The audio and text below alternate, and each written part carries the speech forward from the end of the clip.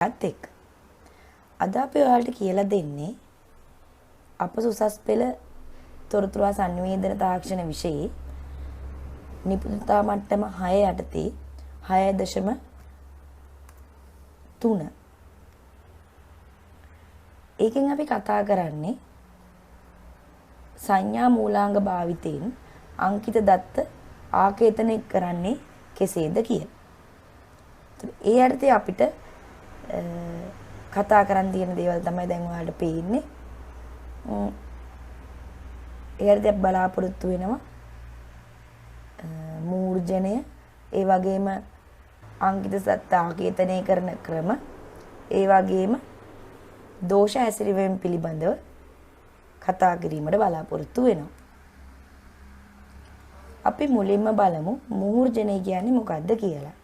එහෙම නැත්නම් මොඩියුලේෂන් කියලා අපි හඳුන්වනවා. ඒ වචනේ ටිකක් වෙනස් වචනයක්. අපි මුලින්ම බලමුකෝ මෙන්න මෙහෙම මම තවත් කෙනෙකුට කතා කරනවා. එතකොට මගේ කටහඬ ඇහෙන්නේ ඒ අදාළ පුද්ගලයාට විතරයි. මම කෑ ගහලා කතා කරනවා. එතකොට මොකද වෙන්නේ? ඈත ඉන්න අයටත් මගේ කටහඬ ඇහෙනවා. හැබැයි ඉන් එහාට ඉන්න අයට මගේ කටහඬ ඇහෙන්නේ නැහැ. ඒතර ඔයාලට තේරෙනවා සංඥාවකට ගමන් කරන්න පුළුවන් දුර සීමාවක් තියෙනවා. ඒ කියන්නේ තරංගයේ ශක්තිය දුරට යන්න අඩු වෙලා යනවා. ඒතර මූර්ජනය කියන එකෙන් අපි කරන්න හදන්නේ තරංගයේ ශක්තිය වැඩි කිරීම. ඒතර අපි බලමු මොකද්ද මේ වාහක තරංගයක් කියලා කියන්නේ. පණිවිඩයක් රැගෙන යන සංඥාවක් ප්‍රභවයේ සිට ග්‍රාහකයේ දක්වා සම්ප්‍රේෂණය වීමට පණිවිඩ සංඥාවේ මුල් ලක්ෂණයට බලපෑමක් ඇති නොවන ලෙස ඉහළ සංඛ්‍යාතයෙන් යුත් විද්‍යුත් චුම්බක සංඥාවක සහාය ලබා ගන්නවා. අපි ඒකට තමයි කියන්නේ කැරියර් සිග්නල් එකක් කියලා. ඒතර අපි යවන පණිවිඩ සංඥාවට අමතරව අපි තවත් ඉහළ සංඛ්‍යාතයෙන් යුත් විද්‍යුත් චුම්බක සංඥාවක සහාය ලබාගෙන ඒ දෙක එකතු කරනවට අපි කියනවා මූර්ජනය කියලා. ඒතර මේ කැරියර් සිග්නල් එක ඇත්තටම තොරතුරු අඩංගු නැහැ. ඒකට අපි කියනවා හිස් සංඥාවක් කියලා. එතකොට අපි මොකද කරන්නේ? මූර්ජනයෙන් කරන්නේ මොකද්ද? වාහක තරංගයේ මූලික ලක්ෂණ කියලා අපි හඳුන්වන සංඛ්‍යාතයේ විස්තරේ කලාව. අන්න ඒවා පණිවිඩ සංඥාවේ ලක්ෂණ අනුව වෙනස් කරලා සම්ප්‍රේෂණ මාධ්‍යයට ගැළපෙන අයුරින් සකස් කරලා තොරතුරු ඇවීමේ ක්‍රියාවලියකට තමයි අපි මූර්ජනය කියලා කියන්නේ. මූර්ජනයේ සිදුවන ප්‍රධාන ආකාර දෙකයි. එකක් තමයි ප්‍රතිසම මූර්ජනය. එහෙම නැත්නම් අපි කියන ඇනලොග් මොඩියුලේෂන්. අනිත් එක තමයි අංකිත මූර්ජනය. නැත්නම් ඩිජිටල් මොඩියුලේෂන්. ඔයාලට මේ රූප සරහණෙන් පෙන්눔 කරන්නේ අපි කියනවා මේක තමයි බ්ලොක් ඩයග්‍රෑම් එක මූර්ජනයේ සම්බන්ධ. ඒකෙදි සිග්නල් තුනක් පෙන්눔 කරනවා. එකක් තමයි අපේ පණිවිඩ සංඥාව. අපි ඒකට විවිධ නම් කියනවා. මැසේජ් සිග්නල්, එහෙම නැත්නම් මොඩියුලේටින් සිග්නල්, නැත්නම් බේස් බෑන්ඩ් සිග්නල් එක. ඊට පස්සේ අපි ඒකට මුසු කරන වාහක තරංග, ඒකට අපි කියනවා කැරියර් සිග්නල් එක. ඒ දෙක මොඩියුලේට් කරලා අපි හදා ගන්නවා මොඩියුලේටඩ් සිග්නල් එක. මූර්ජනය කරන ලද සංඥාව. ඒක තමයි අපි සම්ප්‍රේෂණ මාධ්‍යයක් ඔස්සේ සම්ප්‍රේෂණය කරන්නේ. ඒතර අපි බලමු මොනවද මූර්ජන ආකාර කියලා. එතකොට ඔයාලට මේකෙන් පේනවා මූර්ජන ආකාර වර්ග දෙකයි. ඒ යටතේ අපිට කතා කරන්න තියෙනවා විස්තර මූර්ජනේ, සංඛ්‍යාත මූර්ජනේ, කලා මූර්ජනේ සහ අංකිත මූර්ජනේ යටතේ කතා කරන්න තියෙනවා විස්තර සීරුමාරුව, සංඛ්‍යාත සීරුමාරුව සහ කලා සීරුමාරුව පිළිබඳ. අපි මුලින්ම බලමු ප්‍රතිසම මූර්ජනයේ යටතේ පළවෙනි මූර්ජන ආකාරය විස්තර මූර්ජනය. එහෙම නැත්නම් ඇම්ප්ලිටියුඩ් මොඩියුලේෂන්. AM කියලා අපි හඳුන්වනවා. මේ AM කියන වචනට ඔයාලට හුරු පුරුදුයි. අපි AM යොදා ගන්නව මොකටද? ඉස්සර යොදාගත්ත ගුවන් විදුලි සම්ප්‍රේෂණය සඳහා. ඔව්. මොකද විස්තර මූර්ජනය කියන්නේ? යවන ලබන සංඥාවේ එහෙම නැත්නම් මැසේජ් සිග්නල් එකේ විස්තරය අනුව වාහක තරංගයේ විස්තරය වෙනස් කිරීම තමයි විස්තර මූර්ජනයේදී සිද්ධ වෙන්නේ. අපි දන්නවා විස්තරය කියන්නේ තරංගයේ උස. ඒතර ඔයාලට පළවෙනි රූප සටහන පෙන්වුම් කරලා තියෙනවා අපි යවන පණිවිඩ සංඥාව. දෙවෙනි එකෙන් පෙන්වුම් කරලා තියෙන්නේ වාහක තරංගය. තුන්වෙනි රූප සටහනෙන් පෙන්වන්නේ විස්තර මූර්ජනය ලක් කරාට පසු ලැබෙන මූර්ජනය වෙලා තියෙන සිග්නල් එක. ඒතර ඒකේ හොඳට බලන්න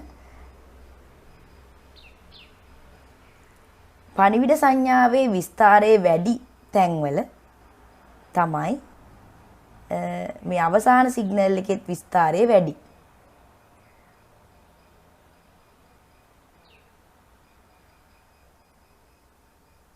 විස්තරය අඩු තැන මොකද වෙන්නේ? අවසාන සිග්නල් එකෙත් විස්තරය අඩුයි. අපි බලමු මොනවද මේ විස්තර මූර්ජනයේ තියෙන වාසි අවාසි. මේ විස්තර මූර්ජනය ඉතාමත් පහසුවෙන් සිදු කරන්න පුළුවන්. අපි කියන easy to implement.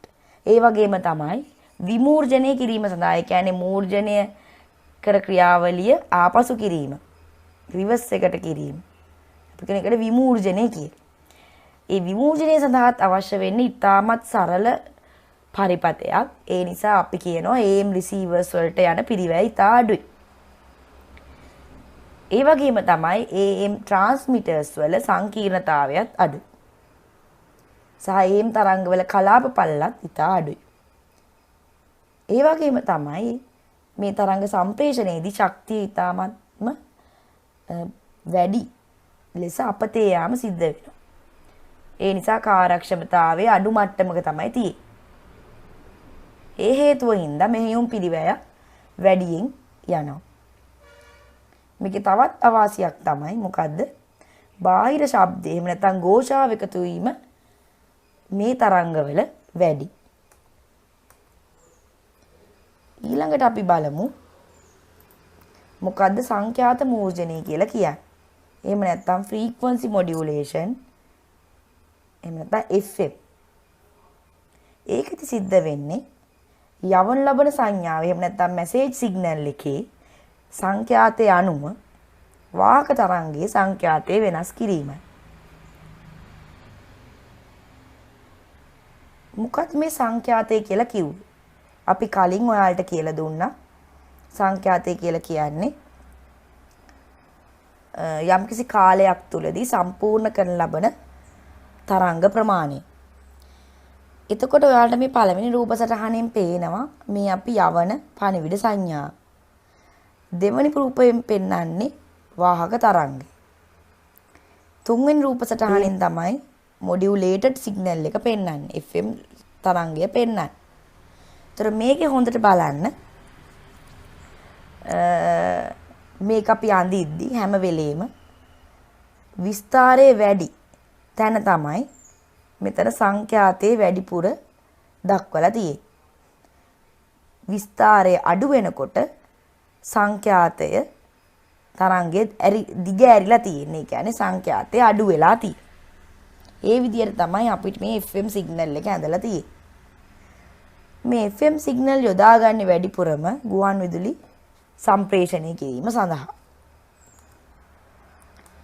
ඒතර මේකේ අපි වාසි අවාසි ගැන පොඩ්ඩක් කතා කරොත්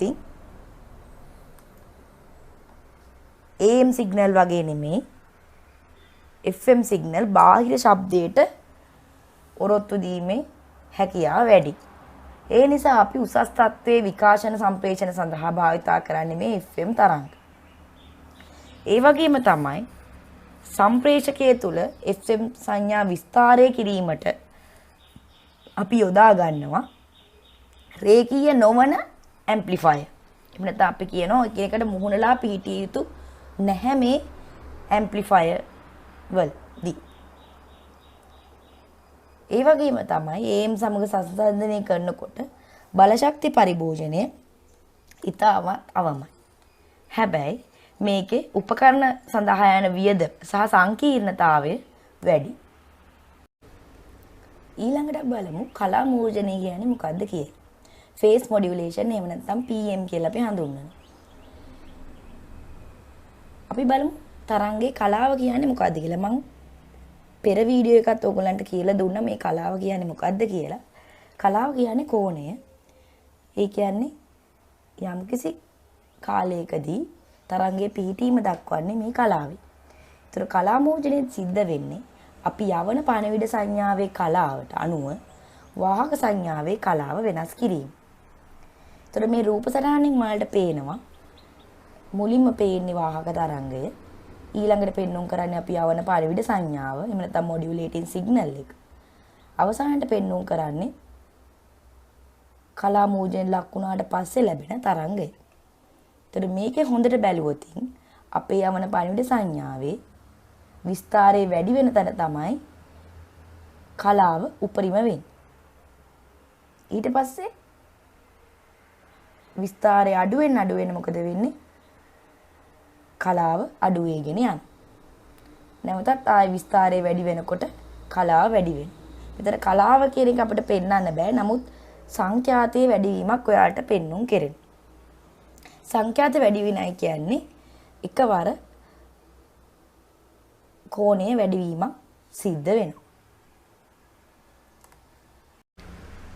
අපි දැන් බලමු අංකිත මූර්ජනය කියන්නේ මොකක්ද කියලා. අංකිත සම්ප්‍රේෂණයේදී අංකිත සංඥා වාහක තරංග සමූහ මුසු කිරීම මගින් ප්‍රතිසම සංඥා බවට පත් කර සම්ප්‍රේෂණය සිද්ධ කිරීම තමයි මේකෙදි වෙන්නේ. එතකොට අපි යවන අංකිත දත්ත වාහක තරංගයේ දත්තත් එක එකතු කරලා ප්‍රතිසම තරංගයක් නිර්මාණය කරනවා. ඒ ප්‍රතිසම තරංගය තමයි සම්ප්‍රේෂණ මාධ්‍ය ඔස්සේ යවන්නේ. ඊට පස්සේ ලබන්න යන්ත්‍රයේදී මොකද කරන්න ඕන? නැවත මූර්ජන තරංගය අංකිත සංඥා බවට පත් කිරීම සිද්ධ කරනවා. ඊළඟට බලමු මොනවද අංකිත මූර්ජන ආකාර කියලා. ඒකෙන් පළවෙනි එක තමයි විස්තර සීරු මාරුව. නැත්නම් ඇම්ප්ලිටියුඩ් shift key ASK කියලා හඳුන්වනවා. එතන මෙහිදී මොකද වෙන්නේ? අපි යවන අංකිත සංඥාවේ ඩිජිටල් දත්ත වාහක සංඥාවේ විස්තරය අනුව වෙනස් කිරීම සිද්ධ වෙනවා. මේ රූප සටහනේ මගින් පෙන්වුම් කරන්නේ පළවෙනියෙන්ම තියෙන්නේ අපේ ඩිජිටල් සංඥා. ඊළඟට පෙන්වුම් කරන්නේ වාහක තරංග. ඊළඟට දක්වලා තියෙන්නේ මොඩියුලේටඩ් සිග්නල් එක. ඒතර ඒකේ හොඳට බලන්න අපි යවන ඩිජිටල් දත්ත එක කියලා තියෙන තැන්වලදී තරංගයේ උස් විදියට බිඳුව කියන තැනදී තරංගයේ විස්තරය නැති විදියටත් තමයි අපි මේක නිරූපණය කරලා තියෙන්නේ. ඊළඟට අපි බලමු සංඛ්‍යාත සීරු මාරුව කියන්නේ මොකක්ද කියලා. frequency shift key එහෙම නැත්නම් FSK කියලා හඳුන්වනවා. ඒකෙදි වෙන්නේ අපි යවන අංකිත සංඥා වෙනස් වීම වලට අනුව වාහක සංඥාවේ සංඛ්‍යාතය වෙනස් කිරීම. ඒතකොට මේකෙදි කොහොමද වෙන්නේ කියලා බලමු. රූප සටහනින් පෙන්වුම් කරන්නේ මුලින්ම පෙන්වුම් කරන්නේ අපි යවන ඩිජිටල් සිග්නල් එක. ඊළඟට දෙවෙනියට පෙන්වන්නේ වාහක තරංගය. තුන්වෙනියට පෙන්වන්නේ මොඩියුලේටඩ් සිග්නල් එක. ඒදී හොඳට බලන්න අපි යවන ඩිජිටල් සංඥාවේ එක කියන තැන්වලදී සංඛ්‍යාතය වැඩි වෙන ලෙසත් බිඳුව කියන තැන්වලදී සංඛ්‍යාතය අඩු වෙන ලෙසත් තමයි අපි නිරූපණය කරන්නේ. ඊළඟට බලමු තුන්වෙනි එක කලා සීරු මාරු. එහෙම නැත්නම් phase shift key. එහෙම නැත්නම් PSK කියලා හඳුන්වනවා. ඒකෙදි මොකද වෙන්නේ?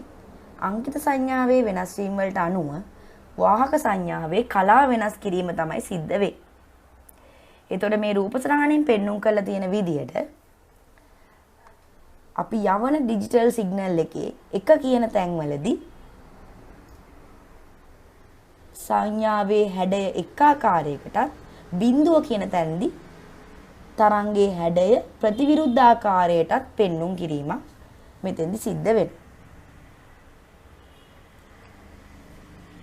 මේ කලා සීරු මාරුව ගොඩක් වෙලාවට යොදා ගන්නවා අපි රැහන් රහිත ලෑන්ස් එහෙම නැත්නම් බ්ලූටූත් මගින් RFID වල මගින් sannivedanaya කරනකොට අපි මේ කලා සීරු මාරුව යොදා ගන්නවා. එතකොට දැන් ඔයාලට තේරෙන්නේ නැති මූර්ජනීය අර්ථයේ අපි ආකාර කීපයක් කතා කරා. ප්‍රතිසම්මෝචනය සහ අංකිත මූර්ජනය. ඒතර ඒ කොටස අපි මෙතනින් කතා කරලා ඉවරයි. ඊළඟට අපිට කරන්න තියෙන්නේ සම මුහූර්තකරණය. එහෙම නැත්නම් සින්ක්‍රොනයිසේෂන් ට්‍රාන්ස්මිෂන් එකක් කියන්නේ මොකක්ද කියන එක ඔයාලට කියලා දෙන්න. සින්ක්‍රොනයිසේෂන් කියලා කියන්නේ දත්ත හුවමාරු ක්‍රමයක්. ඇත්තටම හුවමාරු ක්‍රම දෙකක් තියෙනවා. සින්ක්‍රොනයිසේෂන් සහ ඇසින්ක්‍රොනයිසේෂන් කියලා. ඒත් අපිට සිලබස් එකේ දීලා තියෙන සින්ක්‍රොනයිසේෂන් ට්‍රාන්ස්මිෂන් එක ගැන කතා කරා. මේදී අපි අඛණ්ඩ දත්ත ප්‍රවාහයක් යොදා ගන්න. මුලින්ම කරන්නේ ක්ලොක් සිග්නල් එකක් යොදාගෙන යවන්නා දත්ත යවන වේගයත් ලබන්නා දත්ත ලබා ගන්නා වේගයත් එකම රේට් එකක් කරගන්න එක.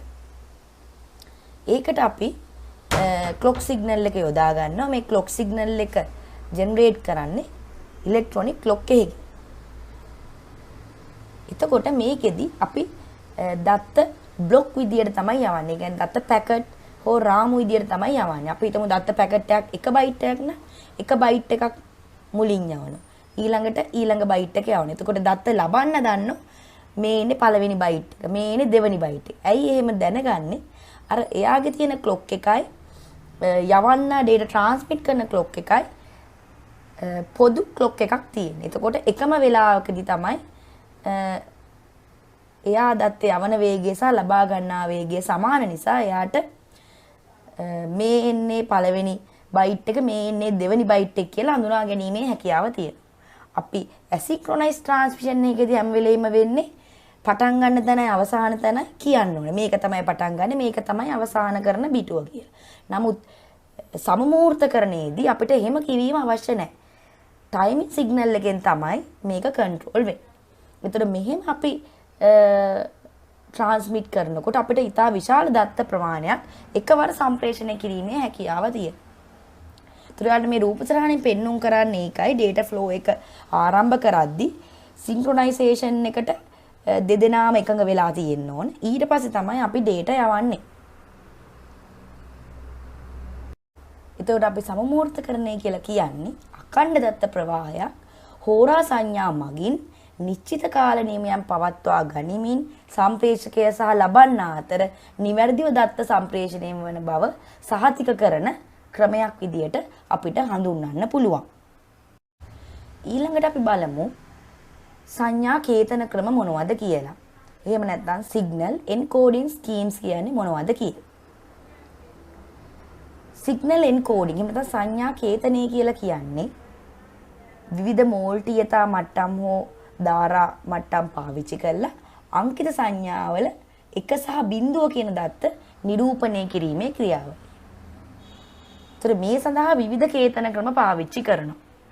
එතකොට අපිට මේ සිලබස් එකේදී සංඥා කේතන ක්‍රම 3ක් ගැන ඔයාලට කියලා දෙන්න තියෙනවා. එකක් තමයි නැවත නොවන ශූන්‍ය මට්ටම, දෙවෙනි එක නැවත නොවන ශූන්‍ය අපවර්තිත ක්‍රමය, තුන්වෙනි එක තමයි මැන්චෙස්ටර් කේතනය කියන එක. ඒකෙදි අපි මුලින්ම බලමු මොකද්ද නැවත නොවන ශූන්‍ය මට්ටම. එහෙම නැත්නම් non return zero level NRZL කියන්නේ මොකද්ද කියලා. මේකෙදි වෙන්නේ අංකිත දත්තවල බිඳුව සහ එකට අදාළව වෝල්ටීයතා මට්ටම් දෙකක් නිරූපණය කිරීම. එතකොට මෙහිදී සංඥාව 1 සිට බිඳුව දක්වා හෝ බිඳුවේ සිට 1 දක්වා වෙනස් වුවොත් සංඥාවේ ද්‍රව්‍යතාවයේ වෙනසක් ඇති වෙනවා. එතකොට උදාහරණයක් විදියට මෙහිදී බිඳුව නම් ඉහළ වෝල්ටීයතා මට්ටමක් ලෙසත් එක නම් පහළ වෝල්ටීයතා මට්ටමක් ලෙසත් මම සලකලා තියෙනවා. දැන් මම එහෙම සලකලා මේ දීලා තියෙන බිට් පැටර්න් එක NRZL ක්‍රමයට රූප සටහනේ ඇඳ දක්වලා තියෙනවා. මේකෙදී අපි බලමු පළවෙනි බිට් එක තියෙන බිඳුව. එහෙනම් අපිට පුළුවන් ඒක ඉහළ වෝල්ටීයතා මට්ටමක් ලෙස දක්වන්න. එක නම් පහළ වෝල්ටීයතා මට්ටමක් ලෙස වෙනස් කරන්න පුළුවන්. ආය බිඳුව නම් ඉහළ වෝල්ටීයතා මට්ටමක්, නැවත බිඳුවක් ආය ඉහළ වෝල්ටීයතා මට්ටමක්, එක නම් පහළ යනාදී විදියට අපිට පුළුවන් මේ NRZL කියන ක්‍රමයේ යටතේ ඩිජිටල් සිග්නල් නිරූපණය කරන්න. අපි දැන් බලමු නැවත නොවන ශූන්‍ය අපවර්තිත ක්‍රමය කොහොමද ඩිජිටල් සිග්නල් එකක් නිරූපණය කරන්නේ කියලා. ඒතර මේක කලින් එකට වඩා ගොඩක් වෙනස්. මේකෙදි අපි සලකන්න ඕන අංකිතාගේ 1 නම් සම්ප්‍රේෂණයක් සිදු වෙනවා. අංකිතාගේ 0 නම් එතන සම්ප්‍රේෂණයක් සිද්ධ වෙන්නේ නැහැ කියලා. එහෙමත් නැත්නම් මේ විදිහට කියන්න පුළුවන්. 1 වන විට සංඥා වෙනසක් සිද්ධ වෙනවා. 0 වන විට සංඥා වෙනසක් සිද්ධ වෙන්නේ නැහැ. අපි මේකට කියනවා ට්‍රාන්සිෂන් කියලා. 1ේදී ට්‍රාන්සිෂන් එකක් සිද්ධ වෙනවා. 0ේදී ට්‍රාන්සිෂන් එකක් සිද්ධ වෙන්නේ නැහැ. ඒතර අපි මේ උදාහරණය පොඩ්ඩක් බලමුකෝ. අපිට බිට් පැටර්න් එක දීලා තියෙනවා. ඩිජිටල් සිග්නල් එකක් දීලා තියෙනවා. ඒතර බලන්න මේකේ පළවෙනි එක තියෙන්නේ බිංදුව. ඒතර බිංදුවේදී අපි මොකද්ද කොහොමද නිරූපණය කරන්නේ? ඒක නෙවෙයි මෙතෙන්දී බලන්න ඕන. දැන් බිංදුවට පෙර තිබ්බ සිග්නල් data එක ගැන අපි දන්නේ නැහැ. ඒතර අපි මේකෙදි බිංදුව කියලා කියන්නේ සම්ප්‍රේෂණයේ වෙනසක් නැහැ. හරිද? අපි මේ පළවෙනි බිට් එක මේකේ තියලා අපි ඊළඟ බිට් එකට යමු. 1. ඒතර 1 කියලා කියන්නේ මොකද්ද මේකේ? සම්ප්‍රේෂණයක් සිද්ධ වෙනවා. එහෙනම් මොකද්ද වෙන්න ඕන? සිග්නල් එක එන ද්‍රව්‍යතාවය සම්පූර්ණයෙන්ම මාරු වෙන්න ඕන. එහෙනම් මේ කලින් අවස්ථාවේ උඩ තිබුණු සිග්නල් එකේ ද්‍රව්‍යතාවය මාරු වෙලා යටට ඇවිල්ලා තියෙනවා. ඊළඟ බිට් එක තියෙන්නේ බිංදුව. එහෙනම් මොකද වෙන්න ඕන? සංඥාවේ වෙනසක් සිද්ධ වෙලා නැහැ. එහෙනම් මේ ආපු සිග්නල් එකේ ඒ විදිහටම යනවා. ආයේ තියෙන්නේ බිංදුව. එහෙනම් සම්ප්‍රේෂණයක් සිද්ධ වෙලා නැහැ. ඒ විදිහටම ඒ ලෙවල් එකේම යනවා. ඊළඟ බිට් එක 1. ඒ කියන්නේ මොකද්ද? සම්ප්‍රේෂණයක් සිද්ධ වෙනවා. එහෙනම් සංඥාවේ ද්‍රව්‍යතාවය මාරු වෙනවා. ඊළඟ සිග්නල් එක 1. ඒ කියන්නේ ආයේ සංඥාවේ ද්‍රව්‍යතාවයක් ඇති වෙන්න ඕන. ඊළඟට ආයේ තියෙන සිග්නල් එක 1. ඒ කියන්නේ සම්ප්‍රේෂණයක් සිද්ධ වෙනවා. ආයේ ද්‍රව්‍යතාවය මාරු වෙනවා. ඊළඟට සිග්නල් එක බිංදුව. ඒ කියන්නේ සංඥාවේ වෙනසක් නැහැ. ඒ කියන්නේ මේ මට්ටමේම ඉදිරියට යනවා. එතකොට ඔයාලට තේරෙනවා කලින් එක වගේ නෙවෙයි මේකෙදි අපි හැම වෙලේම සලකන්න ඕන 1 නම් සම්ප්‍රේෂණයක් තියෙනවා 0 නම් සම්ප්‍රේෂණයක් නැහැ. ඒතර 1 නම් ද්‍රව්‍යතාවයක් ඇතුවඳිනවා 0 නම් ඒ මට්ටමේම සිග්නල් එක ගමන් කරනවා කියන එක හොඳට මතක තියාගන්න. අපි බලමු ඊළඟ එන්කෝඩින් සිස්ටම් එක මොකක්ද කියලා මැන්චෙස්ටර් කේතනය. එතන මෙහිදී මොකද වෙන්නේ?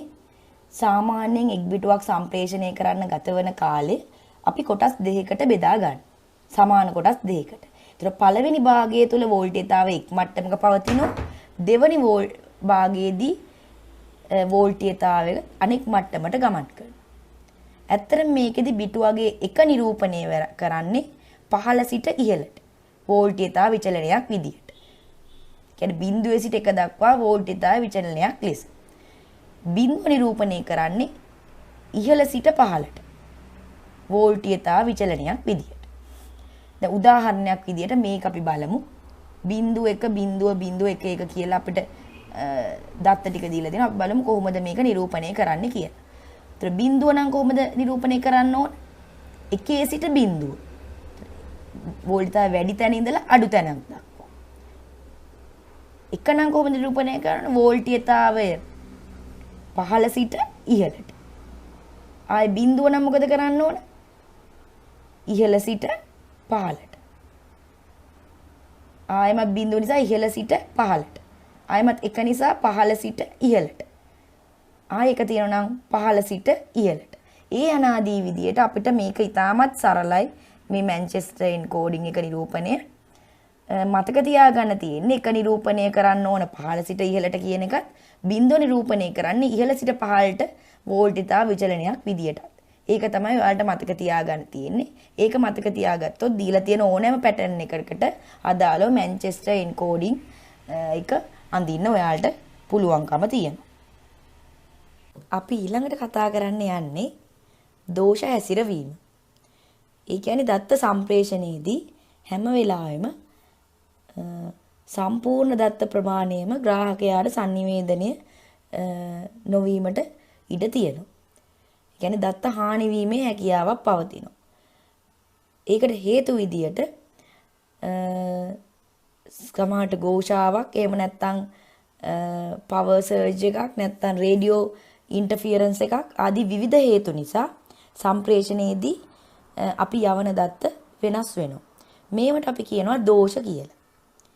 ඒතර දෝෂ ආකාර කිහිපයකින් අපිට දක්වන්න පුළුවන්.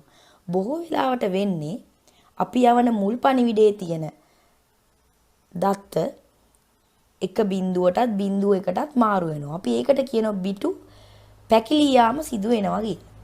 ඒ වගේම සමහර වෙලාවට වෙන්න පුළුවන් මුල් දත්තේ බිටු මැකී යාම. එහෙම නැත්නම් නව බිටු මුල් පණිවිඩයට එකතු වීම සිද්ධ වෙන්න පුළුවන්. මේ ආකාරයේ විවිධ දෝෂ හඳුනා ගැනීම සහ ඒවා නිවැරදි කිරීම යන ක්‍රියාවලි දෙකටම අපි කියනවා දෝෂ පාලනය කියලා. දෝෂ හඳුනා ගන්න භාවිතා වන යාන්ත්‍රණ කීපයක් තියෙනවා. ඒතර අපිට A level සිලබස් එකේදී ඉගෙන ගන්න තියෙන්නේ සමානුපාතික පිරික්සුම. එහෙම නැත්නම් පැරිටි චෙක් කියන යාන්ත්‍රණය පිළිබඳව. අපි බලමු දැන් පැරිටි චෙක් කියන්නේ මොකක්ද කියලා. ඇත්තටම මේක යොදාගන්නේ සරල දෝෂ හඳුනා ගන්න. ඒකෙදි වෙන්නේ අපි යවන ලබන දත්තයට අමතරව අලුත් බිට් එකක් මුල් දත්ත බිටු සමග එකතු කර යවන එක. එහෙම යවනකොට දත්තේ අඩංගු එක ඒවා ගණන අනුව එකතු කරන බිට්ටුවේ අගය වෙනස් වෙනවා. අලුතෙන් එකතු කරන බිට් එකට අපි විශේෂ නමක් කියනවා පැරිටි බිට්. එහෙම නැත්නම් සමානුපාතික බිටුව කියලා අපි ඒක හඳුන්වනවා. මේ සමානුපාතික පිරික්සුම ආකාර දෙකකින් සිද්ධ කරන්න පුළුවන්. එකක් තමයි ඊවන් පැරිටි, අනිත් එක ඔඩ් පැරිටි. අපි දැන් බලමු ඊවන් පැරිටි චෙක්. එහෙම නැත්නම් ඉරට්ටේ සමානුපාතික පිරික්සුම යටතේ යාන්ත්‍රණය කොහොමද සිද්ධ වෙන්නේ කියලා. මේකෙදි මුලින්ම දත්ත ප්‍රභවය හා ග්‍රාහකය ඉරට්ටේ සමානුපාතික පිරික්සුම යටතේ දත්ත සම්ප්‍රේෂණයට එකඟ වෙලා තියෙන්න ඕන. එහෙම එකඟ වෙලා තියෙද්දි ග්‍රාහකයා වෙත ලැබෙන සෑම දත්ත කාණ්ඩයකම දිමේ එකේ හේවා ගණන ඉරට්ටේ යගයක් වෙන්න ඕන. ඒ කියන්නේ අපි අලුතෙන් එකතු කරන පැරිටි බිට් එක සමග ඒ යවන දත්ත කාණ්ඩේ එකේවා ගණන ඉරට්ටේ යගයක් විය යුතුයි. ඒතර අන්න ඒකට අපි කියනවා ඉරට්ටේ සමානුපාතික පිරික්සුම කියලා. එතකොට ඉරට්ටේ යගයක් නොවුනොතින් ග්‍රාහකයාට පුළුවන් තීරණය කරන්න මේ එවපු දත්තවල දෝෂයක් තියෙනවා. එහෙනම් නැවතෙම දත්තය ගෙන්වා ගැනීමට කටයුතු කරන්න පුළුවන්. ඒතර ඒකෙන් අපිට දෝෂය හඳුනා ගැනීමේ හැකියාවක් පවතී. අපි බලමු උදාහරණ කිහිපයක්. දැන් මේකේ ඔයාලට පෙන්눔 කරන මුල් දත්තේ තියෙන්නේ 1.1.3.1. ඒතර අපි දන්නවා මේ මුල් දත්තේ එකේ බිටු කීයක් තියෙනවද? 3ක් තියෙනවා. එතකොට අපි දැන් පාවිච්චි කරන්නේ ඊවන් පැරිටි නිසා මේකේ තියෙන්න ඕන එකේවා ඉරට්ටේ සංඛ්‍යා. එහෙනම් මොකද වෙන්න ඕන? අපි අලුතෙන් එකතු කරන බිට් එක 1 වෙන්න ඕන. එහෙම 1 දැම්මම තමයි නව දත්ත කාණ්ඩේ එකේවා ගණන 4ක් වෙන්නේ. එතකොට තමයි අපි කියන්නේ ඊවන් පැරිටි චෙක් වෙන්නේ එතකොට. දැන් ඊළඟ උදාහරණය ගනිමු. එකේව 2යි බිඳුවයි 1යි බිඳු 2යි 1. මේකේ මුල් දත්තේ ඇත්තටම එකේ බිටු කීයක් තියෙනවද? 4ක් තියෙනවා. එහෙනම් මේකට අලුතෙන් එකතු කරන්න ඕන පැරිටි බිට් එකේ යගේ බිඳු. එහෙම නැති වුණොත් නැවත ඔත්තේ සංඛ්‍යාවක් වෙනවා. ඒතර බිඳු එකතු කරාම ඉරට්ටේ යගේ වෙනසක් නැහැ. ඉරට්ටේ සංඛ්‍යාව 4යි. ඊළඟ උදාහරණය බලමු. එකේවා 7ක් තියෙනවා. එහෙනම් මුල් දත්තේ එකේ බිටු තියෙන 7ක්. එහෙනම් අපි දැන් යොදාගන්න ඊවන් පැරිටි නිසා අපි මොකද කරන්න ඕනේ? අපි අමතර එකතු කරන එක බිට් එක එකක් කියලා දානවා. එතකොට මුළු එකේව ගණන 8යි. එතකොට ලබන්නට පුළුවන් හදිසියෙවත් මැද තියෙන බිටුවක් මාරු වෙලා බිඳුව වගේ ආවොතින් වෙනස් වෙලා ලැබුණොතින්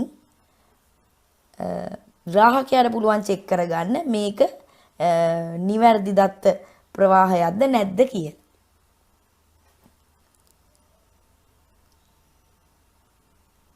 ඊළඟට අපි කතා කරමු ඔත්තේ සමානුපාතික පිරික්සුම. එහෙම නැත්නම් ඔඩ් පැරිටි චෙක්. මේකෙදිත් මුලින්ම එකඟ වෙලා තියෙන්න ඕන ප්‍රභවය හා ග්‍රාහකයා ඔත්තේ සමානුපාතික පිරික්සුම යටතේ තමයි දත්ත සම්ප්‍රේෂණය වෙන්නේ කියලා. මේකෙදි අර කලින් එකේ වගේ නෙමෙයි මේකේ ග්‍රාහකයා වෙත ලැබෙන සෑම දත්ත කාණ්ඩයකම එක ඒවා ගණන ඔත්තේ යගයක් වෙන්න ඕන. අපි අලුතෙන් එකතු කරන පැරිටි බිට් එකක් සමග තමයි මේ කියන්නේ. අලුතෙන් එකතු කරන පැරිටි බිට් එකක් සමග යවන දත්ත කාණ්ඩේ දිමේ එක ඒවා ගණන ඔත්තේ යගයක් වෙන්න ඕන. හදිසියෙවත් ඔත්තේ යගයක් නොවුනොත් ග්‍රාහකයා දන්නෝ මේ ඒවල තියෙන පණිවිඩේ දෝෂයක් පවතිනවා කියලා. අපි උදාහරණයක් බලමු. හරි මේකේ තියෙන මොකද? පළවෙනි එක 1.1.3.1. ඒතර මුල් දත්තේ එකේ බිටු කීයක් තියෙනවද? 3ක් තියෙනවා. එහෙනම් මේකට අලුතෙන් එකතු කරන ඕන බිට් එක බිඳුවයි. ඇයි කොහොමත් 3 කියන්නේ ඔත්තේ සංඛ්‍යාවක්. එහෙනම් අමතරව එකතු කරන බිට් එක බිඳුවයි. ඊළඟ උදාහරණය බලමු. 1.2.1.2.1. මේකේ එකේ බිටු කීයක් තියෙනවද? 4ක් තියෙනවා. එහෙනම් අපි දැන් ඔඩ් පැරිටි පාවිච්චි කරන නිසා අපි අලුතෙන් එකතු කරන බිට් එක 1යි කියලා අපි සඳහන් කරනවා. එතකොට යවන මුළු කාණ්ඩේම එකේව ගණන කීයද? 5යි. ඊළඟ උදාහරණේ තියෙනවා එකේව 7යි. එහෙනම් මුල් දත්තේ බිටු ගාන කීයද? 7යි. එහෙනම් අපි අමතරව එකතු කරන බිට් එක පැරිටි බිට් එකේ යගේ බිඳුව කළේ යවුවම හරි. එතකොට ග්‍රාහකයාට හදිසියෙවත් මේ ඔත්තේ සංඛ්‍යා නැතුව ඉරට්ටේ සංඛ්‍යා තියෙනවා නම් එකේ ඒවා ගන්න ඉරට්ටේ සංඛ්‍යාවක් නම් ග්‍රාහකයා දන්නවා මෙතන දෝෂයක් පවතිනවා කියලා. ඒතර මේ ආකාරයට තමයි සමානුපාතික පිරික්සුම් යාන්ත්‍රණය සිද්ධ වෙන්නේ. ඇත්තට මේක සරල ක්‍රමයක් වුණාට මේකේ ගැටලු කීපයක් පවතිනවා. හැම වෙලාවෙම දෝෂ තහවුරු කිරීම සෑම විටම නිවැරදි වෙන්නේ නැහැ. ඒක හේතුව ඔයාලට හිතා ගන්න පුළුවන්.